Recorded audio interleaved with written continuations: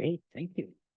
So we will talk now about a case in the wastewater field, the deammonification process, more specifically in the US, a case from DC Water, which is a utility in Washington.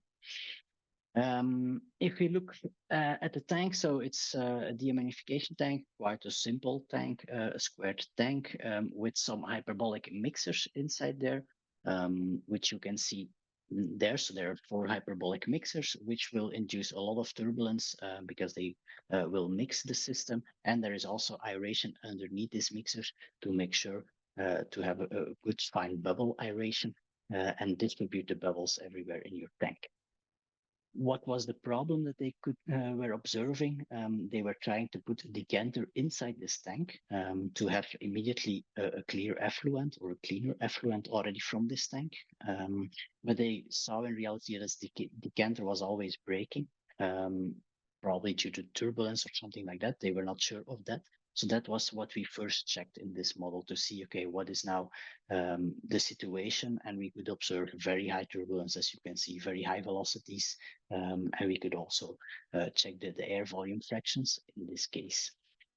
That had big consequences because they could not operate it continuously in that case, but they always had to slow down the mixers and then had the effluent, the clear effluent. So we were looking for other solutions.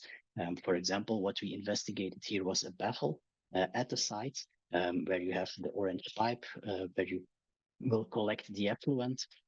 So further water flows through this baffle at the top, where the sludge can settle in between two baffles and then flow further, where the sludge can further settle down and can enter the tank again. Of course, there is a risk that water from the bottom, due to this high mixing energy from the invent mixers, water would flow upwards inside the baffles. So you put a small deflector, which is shown here in red, or there at the velocity vectors. But what we could see in the original design in the first try is that the flow was flowing upwards as expected, but then formed a small recirculation.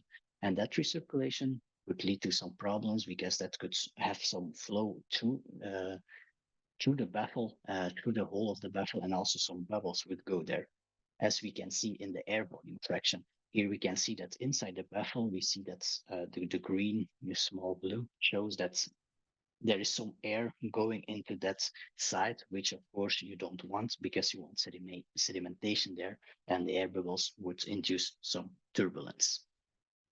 So in the end, what did we do? We tried to improve that situation by testing multiple designs, and we ended up with a smaller deflector where you try to avoid this recirculation pattern that was formed and that the flow would just flow upwards.